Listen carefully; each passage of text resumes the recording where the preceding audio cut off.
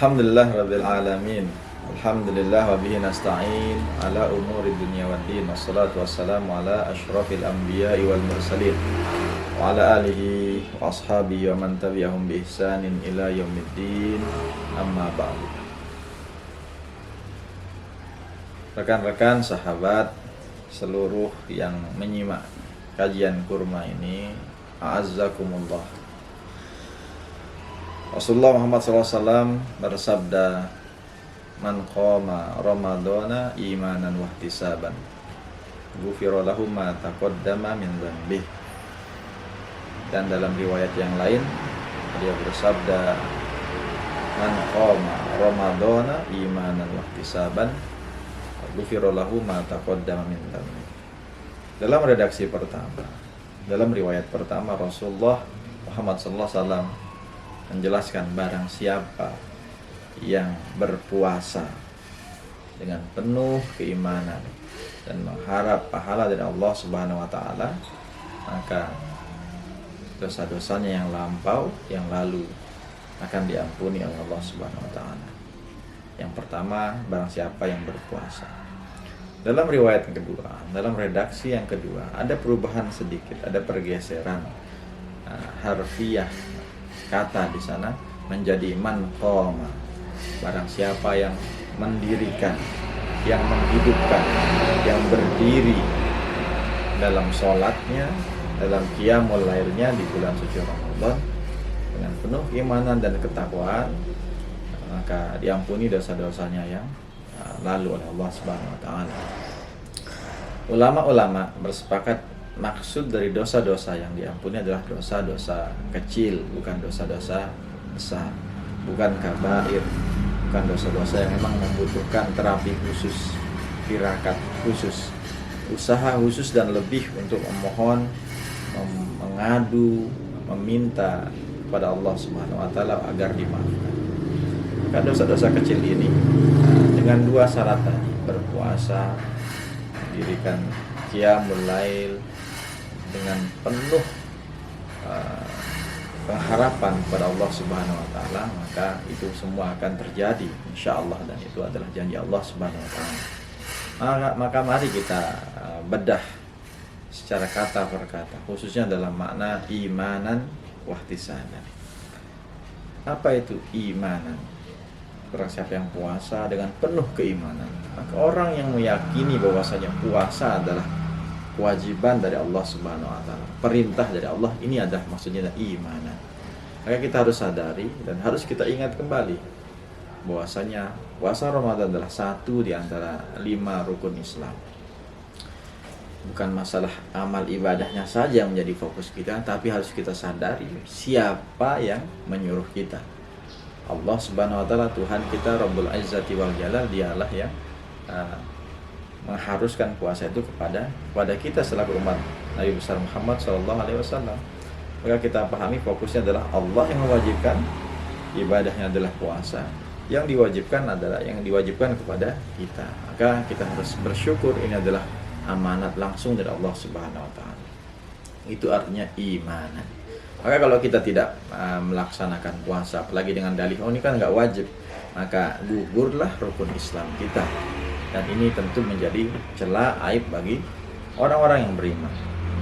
Begitu juga di dalamnya ada juga nanti pengeluaran kewajiban pengeluaran zakat fitri. Zakat fitri ini adalah tentu insya Allah akan ada kajian ya di edisi kurma yang lain. Tapi zakat fitri ini juga adalah termasuk zakat. Itu juga satu di antara 5 rukun Islam, dan dua-duanya ada di bulan Ramadan. Maka ini menjadi peringatan bagi kita bahwasanya kita harus meyakini secara utuh, secara mantap bahwasanya Ramadan adalah, puasa Ramadan adalah rukun Islam bagi kita. Ihtisab artinya kita mengharap, kita merajuk, kita memohon agar Allah ridho, agar Allah itu suka.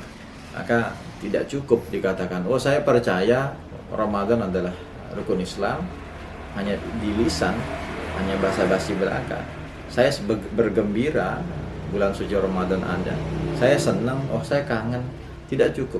Tidak cukup dalam Islam hanya sebatas kata-kata. Basa-basi ini adalah sesuatu yang omong kosong sebelum dia menjadi action, menjadi tingkah laku. Maka ditagihlah imanan kita dengan ihtisab. Ihtisab ini bagaimana? Ihtisab itu ya harus dengan usaha, dengan tirakat, dengan kesabaran. Bukankah kesabaran dalam Islam itu ada 3? Kesabaran pertama adalah di mana yang paling umum tentu saat kita ditimpa musibah kita bersabar.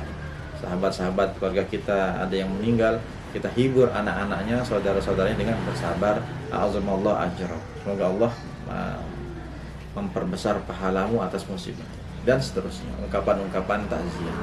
Nah, itu adalah kesabaran yang paling umum. Kesabaran yang kedua adalah kesabaran dalam ketaatan. Bukankah sabar dalam taat juga adalah berat, apalagi bagi orang-orang awam? Ya kita dan semakom dengan kita itu berat sekali bersabar. Sholat tarawih 20 rakaat itu berat, maka kita bersabar. Tapi atas sabar kita, dengan kita yakin bahwasanya ada ihtisab, pahala yang besar, ridho Allah turun kepada kita, kita bertahan. Itu adalah kesabaran yang luar biasa. Puasa itu butuh kesabaran. Bagaimana tidak, sesuatu yang dibolehkan oleh Allah, makan minum itu boleh, mubah dalam agama. Akan dia bisa menjadi fardu, kefarduan untuk menyelamatkan hifzun nafas, daripada orang mati dia harus makan. Di tengah hutan dia bisa makan bangkai sekalipun jika tidak menemukan makanan yang bisa membuat keberlangsungan hidupnya. Dia dibolehkan. Hal-hal yang haram, makruh boleh. Makan, minum pada dasarnya boleh. Maka kok bisa kita mau-maunya, kita menahan rasa lapar, rasa dahaga. Kalau bukan Allah Subhanahu wa taala yang memerintah, tentu tidak mau. Bos kita misalnya buat aturan di kantor selain bulan suci Ramadan, di luar bulan Ramadan. Oleh sekarang tidak ada pegawai satupun dari satpam sampai manajernya nggak boleh ada yang makan minum, semua dipaksa puasa. Mungkin depan bosnya orang bisa berlagak, dia bisa puasa, tetapi masuk kamar mandi dia bisa minum, dia izin keluar sebentar dia bisa ke warung dan sebagainya. Jadi main kucing-kucingan. Tetapi kalau bulan puasa, menghayati puasa Ramadan adalah kewajiban dan rukun Islam, dia akan dengan pengharapannya tulus, kesabaran yang utuh, dia yakin maksudnya ini sabar sobrun jamil, sabar yang baik, sabar yang berpahala. Maka ada ihtisab. Ini kesabaran kedua, taat butuh sabar. Kesabaran yang ketiga adalah sabar dalam meninggalkan larangan-larangan, al-manhiyat, apa yang dilarang. Dalam puasa ini banyak sekali larangan Allah yang harus kita taati, yang harus kita patuhi. Jadi bersabar, dan bersabar dalam Islam menjadi 3 sebagaimana yang sudah kita sampaikan tadi. Maka imanan wahtisaban, baik puasa maupun tarawihnya, itu adalah bentuk sebenarnya kecintaan kita yang tidak lagi dengan basa-basi ungkapan semata, tapi sudah action. Selanjutnya kita akan membahas tentang tarawih sendiri. Di edisi kurma kedua kemarin kita sudah sampaikan akar kata dari tarawih itu tarwihah, waktu sejenak untuk beristirahat. Maka para ulama memahami bahwasanya qiyamul lail man qama Ramadan, mendirikan sholat pada malam hari bulan Ramadan itu sebenarnya maknanya adalah tarawih. Kalau di luar bulan suci Ramadan, qiyamul lail itu identik dengan tahajud, identik dengan sholat taubat, identik dengan sholat hajat dan apa-apa saja sholat yang didirikan di malam hari. Tapi kalau bulan Ramadan, qiyamul lail hampir semua sepakat itu bermakna tarawih. Maka tarawih, hadirin hadirat rahimakumullah, itu sebenarnya ada tipsnya yang usi nafsi wa iyyakum. Jika bisa dipraktekkan tentu insya Allah akan menjadi tips bagi kita semua. Kunci dari kenyamanan tarawih semua berada di buka puasa. Sekali lagi, kunci kenyamanan, kesanggupan, kesiapan kita dalam tarawih, kita bisa enjoy, kita bisa tenang, kita bisa lebih bersabar terhadap lamanya mungkin imam membaca, panjangnya rakaat yang dipilih. Itu adalah dimulai bahkan jauh kalau kita tarik ke belakang dari siangnya. Sempatkah kita tidur siang? Qailulah, tidur sejenak untuk mempersiapkan diri. Untuk kita niatkan tidurnya itu bukan tidur agar cepat maghrib, enggak. Tidurnya adalah agar kita siap beribadah, mengisi amal-amal ibadah di malam harinya. Memang insya Allah di kajian-kajian kurma ke depan kita akan singgung juga bagaimana banyaknya hadis-hadis palsu selama bulan suci Ramadan, yang salah satunya kita bahas sekarang sedikit saja, itu tentang naumus shaim gitu. Tidurnya seorang puasa itu, orang yang puasa itu adalah ibadah. Itu meskipun dia kategorinya hadis yang masih diperdebatkan kesahihannya, ada yang mengatakan maudhu, ada yang mengatakan dhaif. Kalau semata-mata hanya ingin tidur agar cepat maghrib, ini tentu bukan masuk kategori itu. Tetapi jika ingin agar tidak bermaksiat, dia kumpulkan tenaga ngecas ya, HP saja. HP ini butuh apa ya? Butuh dicas. Tenaga pun dalam badan kita perlu dicas. Orang tidur siang itu menjadi tips yang paling ampuh untuk memastikan dia malamnya fit. Yang kedua adalah ketika berbuka. Ketika berbuka ini jika kita mengamuk gitu ya, jika kita terlalu menggebu-gebu dalam menikmati apa saja sajian yang ada di hadapan kita, ini berakibat tidak saja bagi kesehatan tapi juga bagi apa yang terjadi 1 jam 2 jam kemudian. Rasa ngantuk, malas, berat untuk melaksanakan salat tarawih, tadarus dan sebagainya, ini akan berdampak dari amal-amalan kita sebelumnya. Usi nafsi wa iyyakum bittaqwa. Maka tarawih jadikanlah itu sebagai sebuah waktu di mana kita harusnya beristirahat, harusnya kita nyaman, kita sukarela, kita ihtisab kepada Allah Subhanahu wa taala. Memang ketaatan perlu kesabaran. Jadi man qama dan man shoma, ini adalah sebuah mata rantai yang tidak terpisah.